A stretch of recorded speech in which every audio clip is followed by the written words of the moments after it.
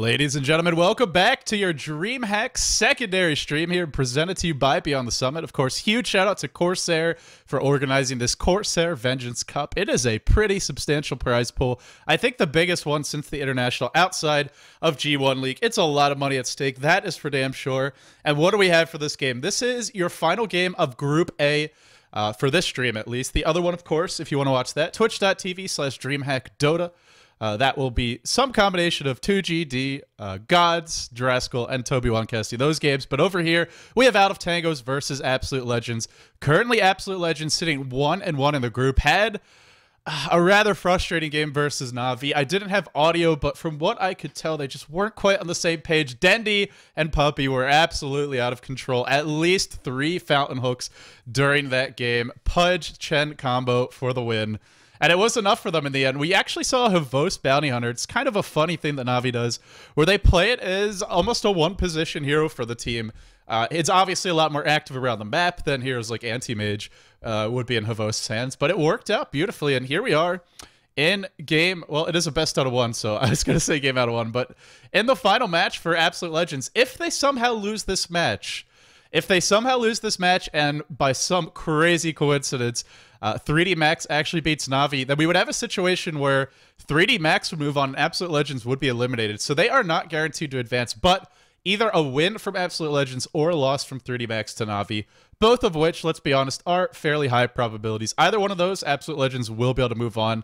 Na'Vi has already secured that first place in the group, though. They have the tiebreaker with the only team that could really catch them, that being, well, with Absolute Legends. I suppose they could tie with 3D Max, but don't expect to see that happening here today. So anyway, Out of Tangoes versus Absolute Legends, best out of 1 format, single elimination, and Out of Tangoes with the first pick are going to snap up a Templar Assassin. This is one of the 2 heroes that Puppy has said are pretty much auto-ban worthy if you don't have the first pick. TA and Batrider. He feels that the team that gets these, that can't get these heroes first, has to ban them out, but AO give it away. Instead, they go for the Bounty Hunter and the Jakiro, so they go for a decent amount of nuke damage. Pretty versatile opening. It looks like they already have their off lane and a support. We'll have to see how AL want to lane this. I want to point out that OoT has shown some respect towards comewithme and towards the Wisp play of this AL squad. For anyone who missed it, there was an insane match. I believe it was in the Premier League. Maybe it was Raid Call. I think it was the Premier League, though, between AL and No Tidehunter, I think it was. And there was just an epic moment where S4 skewers AL's really farmed Sven away from their own throne in a base race, then reverse polarities him, and then body blocks him. And there was some really weird things going on with the Wisp that game. comewithme actually bought back while Glimpse was still occurring on him, so actually got pulled back into the middle of a fight after buying back, which is something you don't really expect to see. All sorts of crazy shenanigans, but we won't be seeing any of those here. OoT get a lot of heroes that are pretty highly valued right now in the European scene. The TA, the Sven, and the Rubik. Great support. Guessing a farming Sven, but we'll see. Some teams do run him as a support. Generally, he just scales better with the farm, so we'll see how they choose to play this. But OoT, for anyone who hasn't watched these guys yet, I don't think they've been on the mainstream yet, on the Dreamhack Dota stream, so I could just tell you guys they have struggled, and they have struggled mightily. They got absolutely destroyed by Na'Vi, which you expect, but then they had a hard time against 3D Max as well, who's the other sort of unknown team in this group. Doesn't really bode well for them going into this match, but once again, I think the draft pretty solid.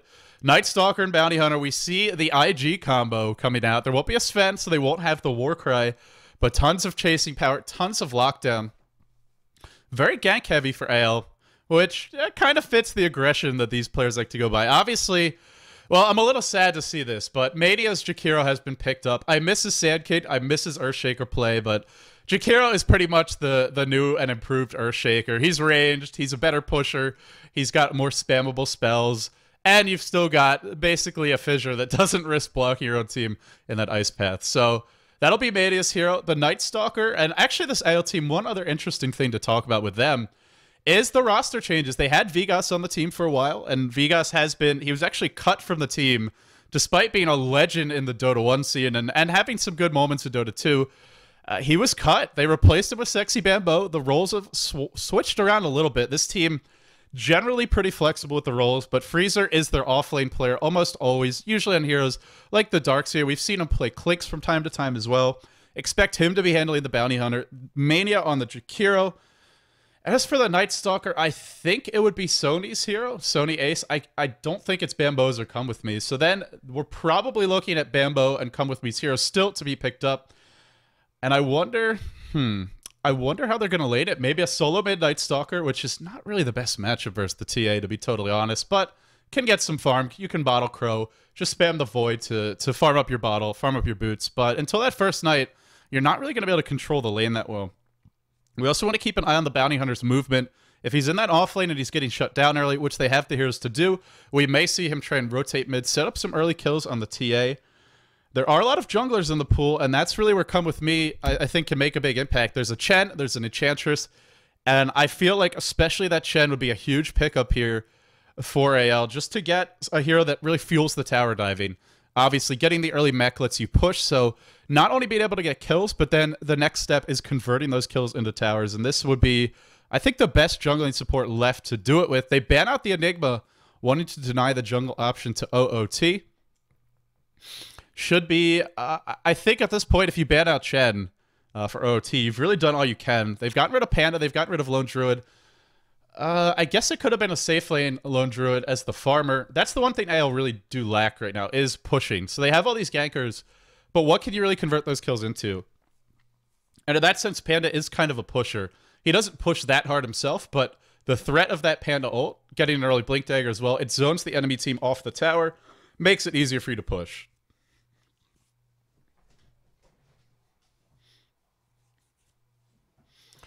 And, well, the draft really slowing down at this point. For anyone who's wondering, I believe Na'Vi has already secured first place. I'm pretty sure of that.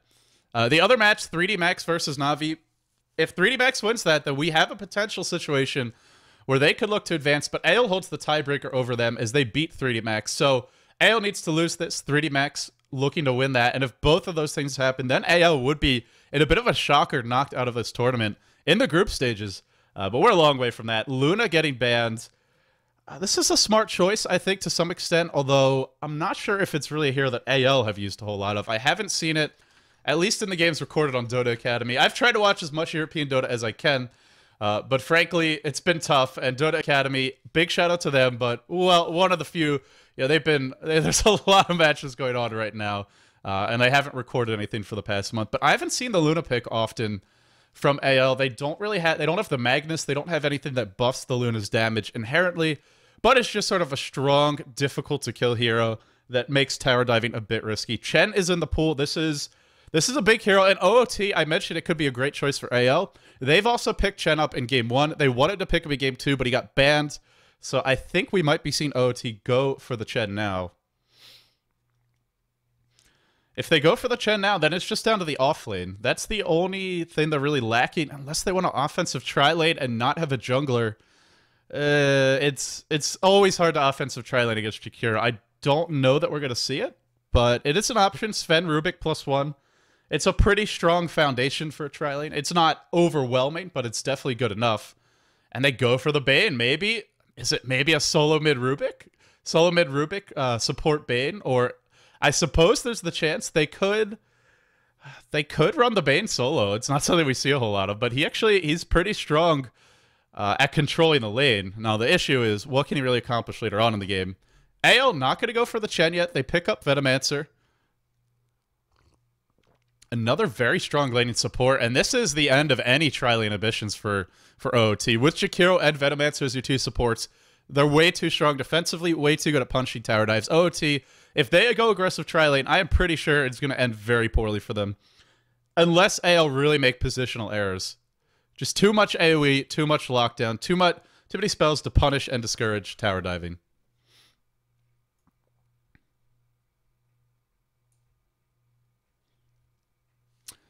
So this is just such a slow draft. It's kind of crazy. OoT finished things off with a Beastmaster.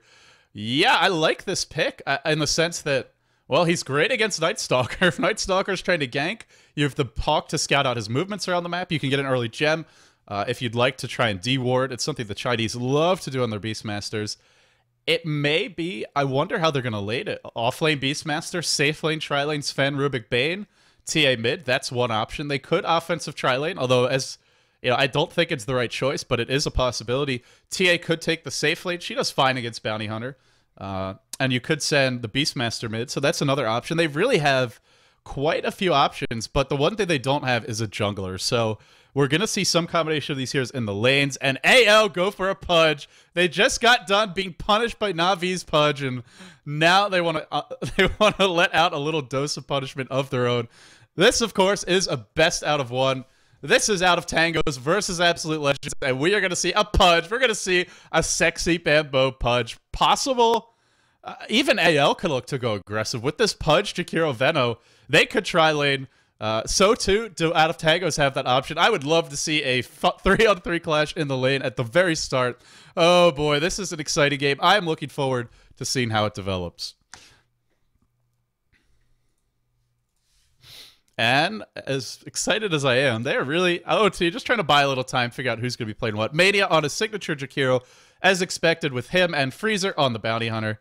It will be Sony Ace handling the Night Stalker, Bamboe, Pudge, and, well, let's introduce them properly. Mania, Jakiro, Come With Me on the Venomancer, Sexy Bamboe on the Pudge, Sony Ace playing that Night Stalker, and Freezer as the Bounty Hunter. How will the lanes develop? We're going to find out in a moment, but both teams have that tri-lane option. Steph style, well, he'll be playing a support Rubik. Not going to see him as the solo. Floxplox has been the offlane player, so looks to be an offlane Beastmaster for out of Tangoes for this up-and-coming challenger of a team. Frigo Elite on the support Bane. Cedar going to be asked to carry the heavy load. He played Marana the last time we saw these guys against 3D Max earlier in this tournament, and he'll be handling the Sven. Should be our farmer, our carry Sven. And last but not least, it is Saiso, who's played Queen of Pain twice now. Hasn't had the best results, but now he's getting Templar Assassin. But AL have some ways to deal with that. They have Track, they have the Silence, they have tons of AoE. Even Jakiro has some damage over time, and he can remove those refraction charges pretty quickly. And I'm not... even Pudge. Pudge +1, they can dual lane mid. That's another option AL have. You can run a Venomancer Pudge dual lane, and TA can't even approach the creep wave. It's something Flash Esports did. I'm not sure if we're going to... He is rushing a bottle, so it's a possibility. But something that Flash Esports actually did. They are a Southeast Asian kind of up-and-coming team, and it really limits the TA's effectiveness. And it's a strong dual lane. Pudge, Veno, tons of damage over time, good chasing power. And TA with that low range is pretty helpless. So let's see how the lanes develop. For the moment, we do have just a defensive observer ward. Looks like AL aren't going to get aggressive. They're just going to play this one safe. Maybe just run a couple of dual lanes. The Pudge Veno mid, and then the Jakiro plus Night Stalker in the safe lane. I like this if that's how they choose to lane it. They can shut down TA, and they can shut down Beastmaster. And then if you're winning 2 of your lanes, it's okay to give away that free farm to Sven. You do have a Bounty Hunter here. Observer ward already placed. They actually have sentries on the Dire side. They do. And they have some good lockdown, so this is possible. It is possible to look for a kill. Speaking of looking for kills, Gale is going to hit. Yo, just look how quickly the refraction dissipates. Bamboe taking a lot of damage from the creeps. This is the power of that Pudge Veno combo that I mentioned. And Bamboe lives with 4 HP. Now going to be self back up. Ay. That is cheeky play. Now Freezer in some trouble. OoT, they got to punish this offlane Bounty Hunter. When you're up against these 2 powerful dual lanes, who are definitely going to win bottom and mid, especially after that first blood, you have to dominate your tri-lane. You have to do a lot of pulls. You have to kill off the Bounty Hunter. And they may just be looking to do that right now. Freezer dropping low, has the salve, will salve, and go invis another Sentry Ward. And he gets out of range at the cost of a salve. Worth it, and also forces the Sentry. So definitely a good trade there. 100 gold exchange on both sides. Lots of economic damage done. And crucially, OoT, not getting that kill and not stacking or pulling. That's something else they weren't able to do. So far, OoT really struggling, and I gotta say all their lanes. Sure, Freezer hasn't got that many levels, but this could change in a hurry. And now we see the mid pulls. Some have called it imbalanced. Some think that maybe their players just need more time to figure out how to deal with it. But AL looking to do some mid pulling of their own. And TA, really nothing she can do. She could look to go in the jungle, but she's not that efficient at level 3, and it's not the Radiant jungle where you can just dip right in here. You do have to walk a bit longer, all the way up the hill, and then either eat through the trees or walk around. Even Floxplox in the bottom lane, not able to approach the creep wave, and now having his own Ancients warded off. Will deward, but just a few seconds late. Creeps aren't going to spawn. That's a pretty big lock. Freezer, He knows where the sentry is, so he's just trying to bait these supports, waste their time. Yuzo on the TA. Illusion. Picks up an illusion rune. It's getting a little bit accomplished. Not really ideal so far. And then they go. Bamboe wants to throw a hook out here. Sorry, Saiso, not Yuzo. Come with me. He's got the boots already. This could be trouble. Gale is going to hit. Could have no points in meld, so not able to dodge that kill. And now the refraction, not going to matter. It just disappears instantly. Bamboe picks up another kill. Meanwhile, top lane still not able to shut down the bounty hunter. So far, so good for Absolute Legends. And remember, we haven't seen the full power of their lineup with Night Stalker, Pudge, and Bounty Hunter all bearing down on you and going for those big tower dives. This is a pretty fearsome lineup. They haven't even unlocked everything they're capable of just yet. And I gotta say, this is what I expected. When you see this Venomancer Pudge dual lane mid, it sounds a little bit awkward, but it actually works really well against Templar Assassin. This is where OoT maybe want to send some support there. Sleep to start this off. They do have a Stormbolt. Level 3 on the Sven. Stormbolt will fly. There is a telekinesis. Nope, sorry, already used that. And they do get the kill. Freezer finally dies, but look at the economic damage done. 2 sentry wards and an observer ward. He did have to use a salve of his own, but even getting that kill, it's so expensive. And he's still level 1, so he's not getting much there. Flox Plox, got to be careful in the bottom lane. There's a Void. There is a Jakiro with the backstab. Death dual breath to start. Does have a pretty low cooldown. He can look to get another one off. Nice job. Oh, then they... Oh! Flox Plox, great work dodging that, but will it be sufficient? Auto attack canceling the salve. I think Sony Ace could have looked to go on that. Chooses not to in the end. Bamboe already hitting level 5. Notice the early smoke of the sea. This is a really powerful thing to do. And the nice thing about this dual lane mid, not only can Pudge get a lot of kills mid, but with this early smoke, he can check the runes, he can go ganking, and Venomancer is strong enough in lane that with TA being underleveled, Veno can just sit here, he can keep the lane pushed out, he can control the mid lane while the Pudge moves, so it's a lane that not only does well in the lane, but also has the potential to control it even after Pudge leaves.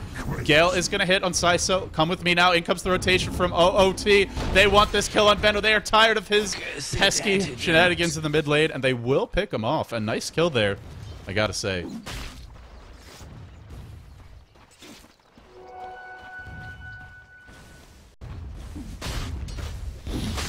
Everything just going really well so far as we look at the gold graph. Well, the Radiant technically have a gold lead. Pretty surprising. Oh, sorry, it's getting the teams mixed up. Yeah, they do have a gold lead, but it's not as significant as I thought it would be. AO only leading by about 1,000 gold. 2 your score so far. Experience actually not that uneven. OT doing a decent job. The one here they really want to get going is going to be this Pudge, and Bamboe with the haste is just being a total pain in the butt. Haste wears off. Gotta be careful now.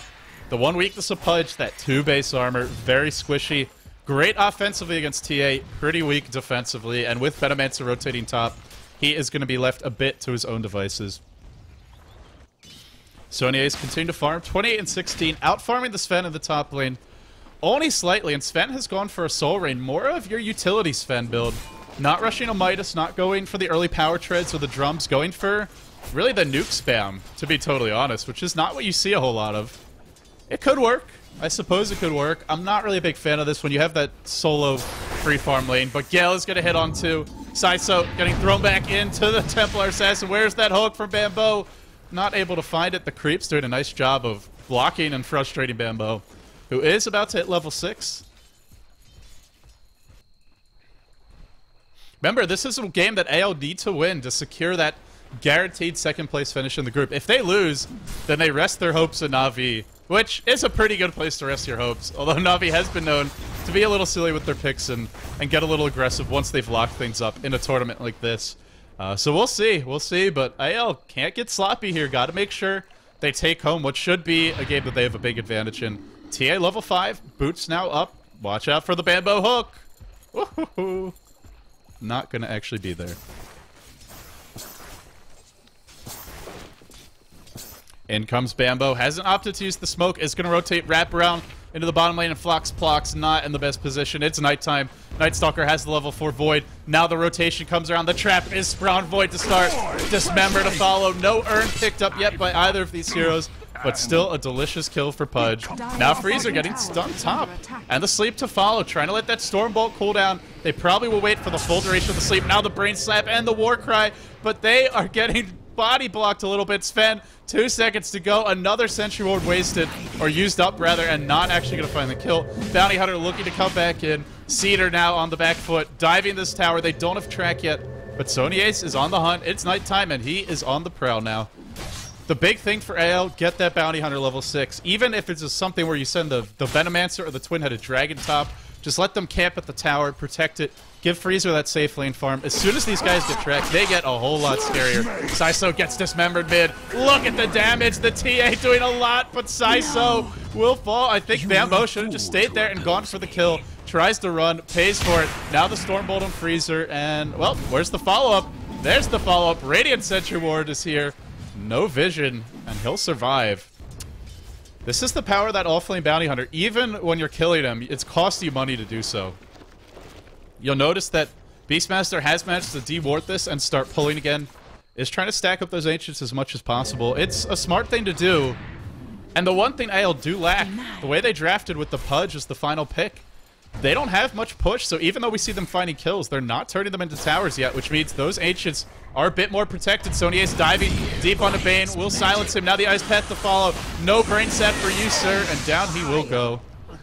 Still not track kills, but they are starting to exert their dominance. Good movement around the map overall from AL. Pretty nice work from them.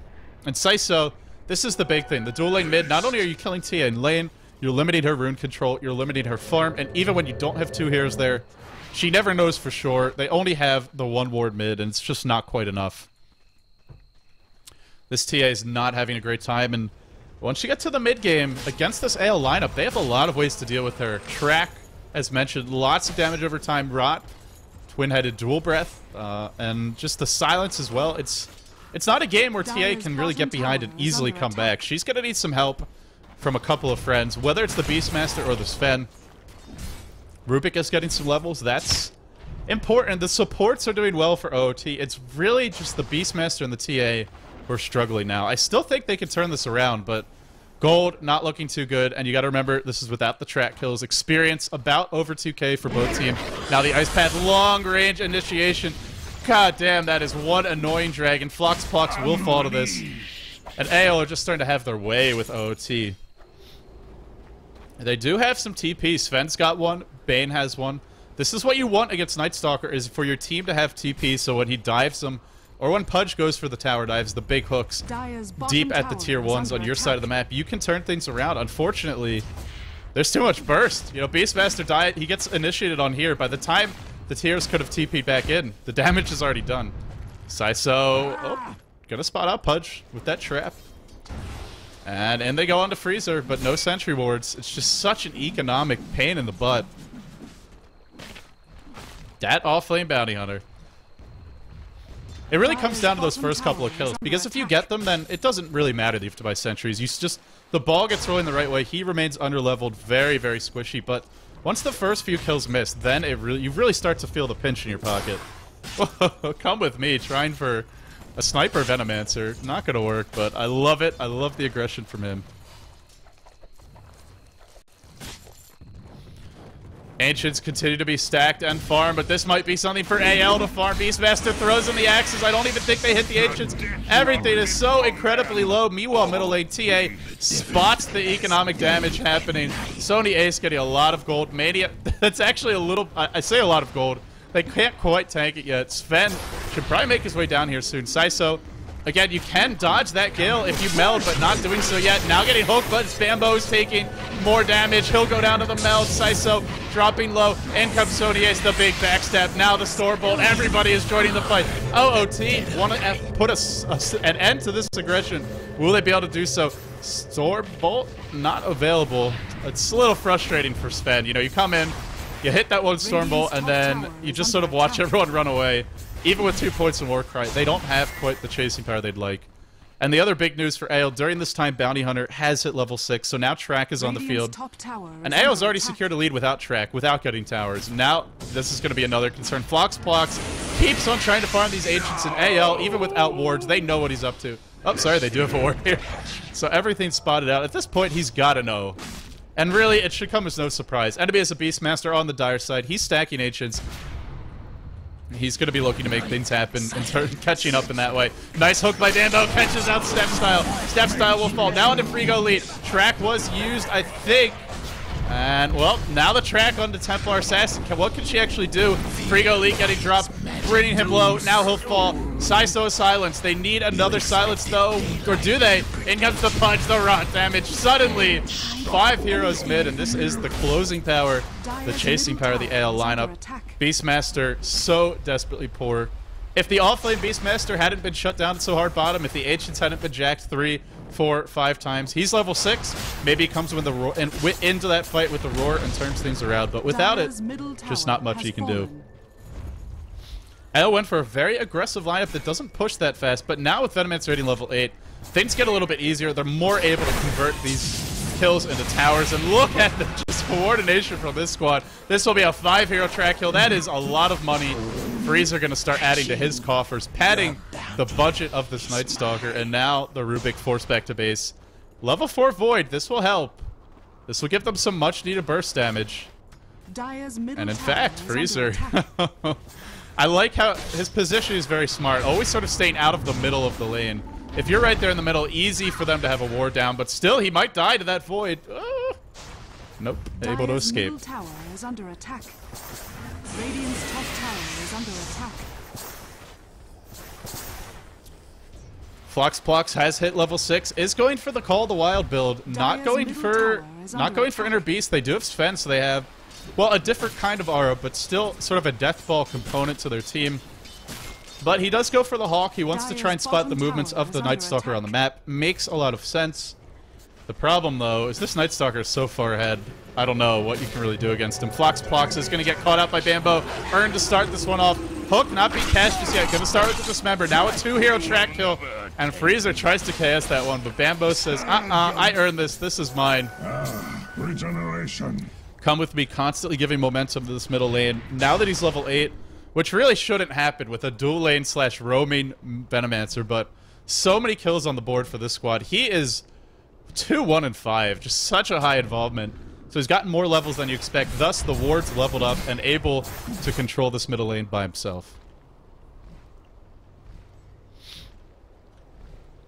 Night Stalker up to 6.2k. This is going to be an Aghanim Scepter. Oh god, at the 15-16 minute mark. And then you get a gem, which Venomancer should be able to afford. And I don't really know what OoT do. There's a Bounty Hunter already that you always have to worry about him just showing up from anywhere. Now you're going to have no vision, because these wards are... Radiant not only has wards, but they're going to be able to de-ward everything you have. And TA can't hide inside of her Meld. This is a really good game to get a gem. I love this build from AL. It's the perfect composition to be going for that early Aghanim's Rush, that early gem on Sony Ace, which I expect will be coming out soon. Track onto Cedar. Went for the early Tranquil Boots, the early Soul Ring. Now gonna pop the Warcry, catches out Mania. Mania in a bit of no man's land, and there's no escape for him. He will fall. Now the hook, though. Bamboe catches Frigo lead, and this will be a track kill for 2. Oh boy, track wasn't stolen. Oh, Rubik steals track. This is pretty big. The concern, though, is do they really have the... I'm not sure they can actually find easy track kills. Saiso, so underleveled. Well, not underleveled, but just desperately underfarmed. No items for him. No phase boots, no blink dagger, nothing on the courier.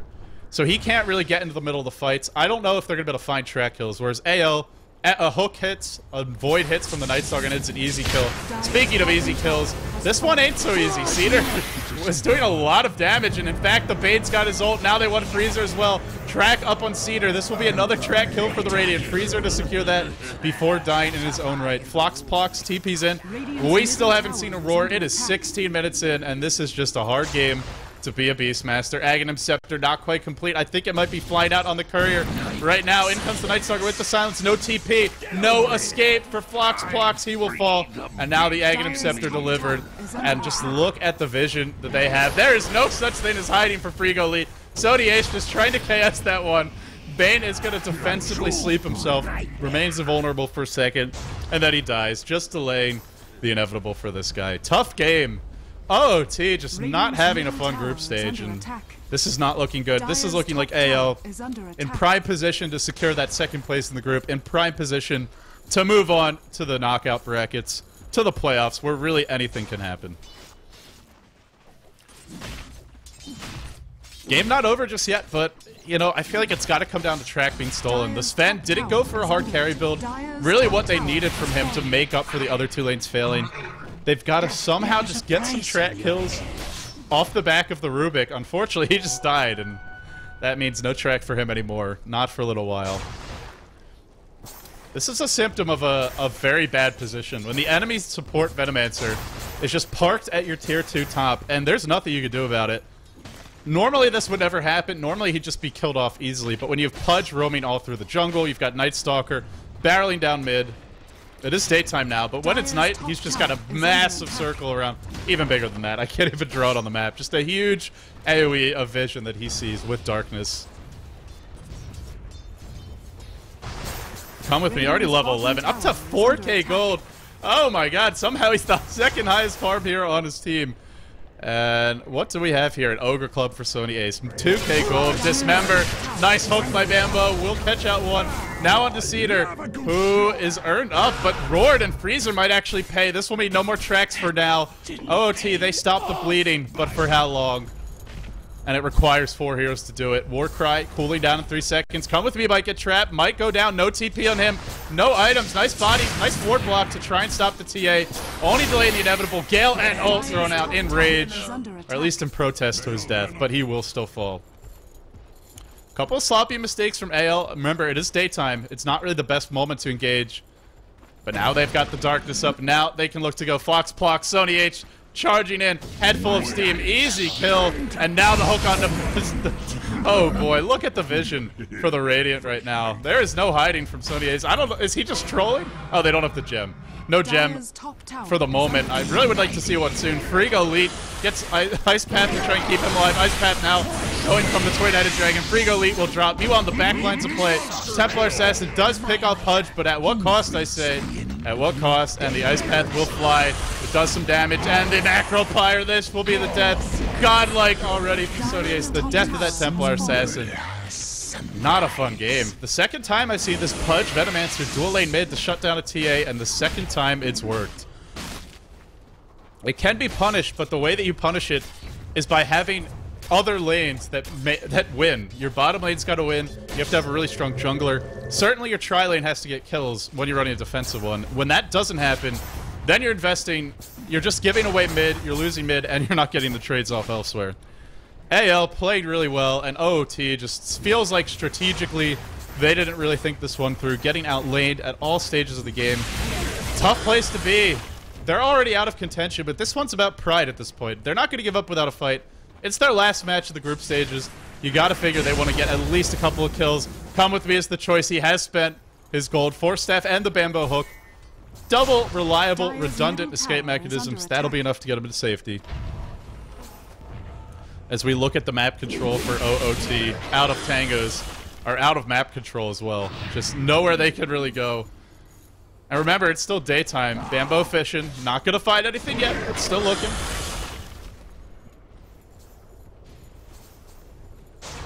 Dire's bottom tower is under attack. The push continues on the bottom lane. Bamboe, come with me. Freezer all grouped up, bunched up. And really, OoT cannot fight right now. They just can't fight into this, basically this death ball. A lot of fat dudes. The PUDGE, the Night Stalker, scary big men. It's a little bit early for Christmas, but we may see that PUDGE beard skin coming out soon. Santa PUDGE. It's got to be on Valve's to-do list. Tower will drop in the bottom lane. This is the second to last tier 2 tower. Only the tier 2 mid stands.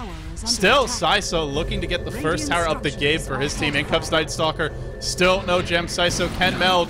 Nope, he's silenced now. Gonna go for the TP out, but he gets tracked. No meld for you, and this will be his death. Even went for Power Trudge just because he's so damn squishy. Double damage, Night Stalker chopping away at him. Oh, this is brutal to watch. This is absolutely horrible. And TA dies. Sent back to Ire for the moment.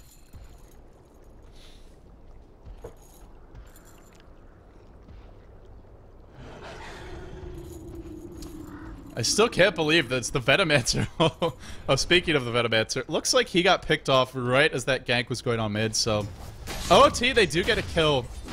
And generally, trading kills is what you want. The problem is, it's the TA who keeps them dying, and with this Sven going for this utility build with Tranquil Boots.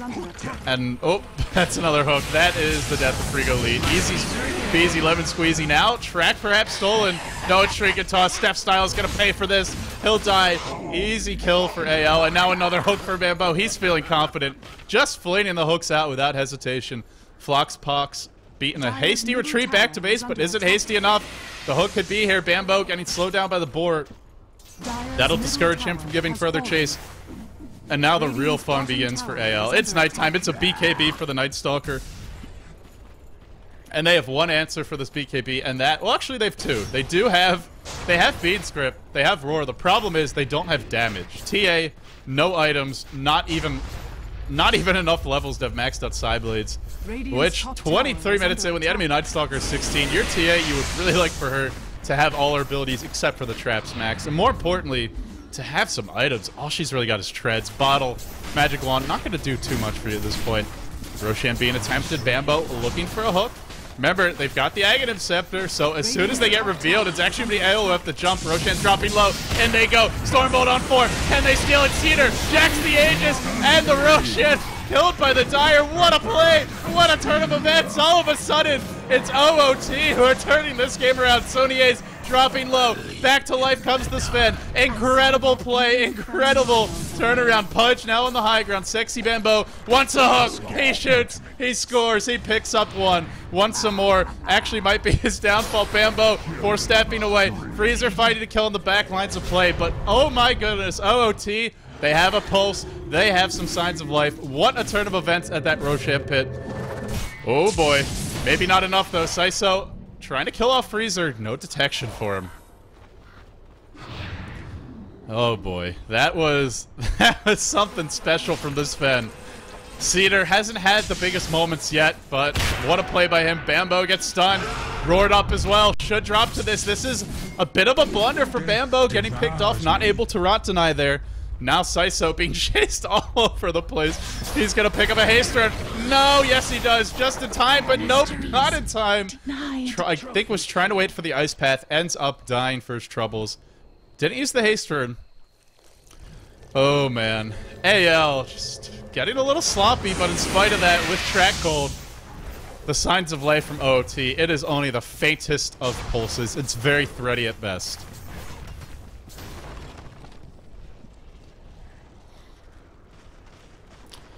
QOT Cedar getting close to that BKB. That will really help him. Void to start this off. Now the silence of Beastmaster. They want to try and focus down Sven, but with Warcry afoot, this is not that easy of a killer. Maybe it is. Hero Jakiro has something to say about that. Void now potentially the base dive. Not going to go for it. Roar was cooling down. Ale maybe could have looked to go high ground, but just going to play it safe. There is a Fiend's Grip afoot. There is a sleep as well. Again, remember, Ale's one weakness, not really the best pushing lineup. Even with the wards, it's Rubik has stolen some back, so that will be a net zero as far as push power goes. Ward on ward action sounds rather kinky to me. Force that forward into a hook, catches out Steph Style. Steph Style will fall, tracked right before the death. Now Bane gonna be forced to use that ultimate, not using it yet. Waiting for Sodiace to overextend. Now he unloads with the Fiend Script, but immediately canceled by the Ice Path and a Roar. Everything being used for Sodiace. Melded up as well. Bamboe charges in. Stormbolt on 2. Big Bad Sven going to work, chopping, slicing, dicing, doing everything he can to bring these heroes down. Mania trying to TP away. Do they have anything to get him out to safety? Gets hooked back. He will survive. Freezer and Come With Me. Everybody being a hasty retreat. And all the big ultimates used from OOT. The Feed Script, the Roar. Everything used up, and now they want some fountain hooks, or not fountain hooks, but base hooks. Here comes Bamboe, head full of steam. He hooks Bane after Bounty Hunter kills off the Beastmaster. Now Frigo Elite will fall. Next in line will be Saiso unless he refracts. He does so, trying to live, but getting kited, tracked and brought down, and somehow the Bounty Hunter is alive. Buyback from Freezer, and this is something you can't afford to do when you have track on your side. Every kill worth close to 1,000 gold, and we see that reflected in the gold graph. Just an insane advantage for AL. And now another hook. Come on, Rubik, you know you want to steal it. But Bamboe, good with his rot, not going to be able to do so. Before staffing forward is Bamboe, tracked up onto Steph Style, trying to get this kill. Wands up and the telekinesis stunning, slowing down that bounty hunter, but track Imba, track too strong, makes it too fast. What a stormbolt from Cedar, actually clips the bounty hunter as well. Ghost Scepter from sexybamboe, trying to get out of here, trying to survive against that physical damage. The hook will follow. Bamboe gets roared. Bamboe will die. Absolute chaos in the base. In comes Sony Ace. BKB's up again.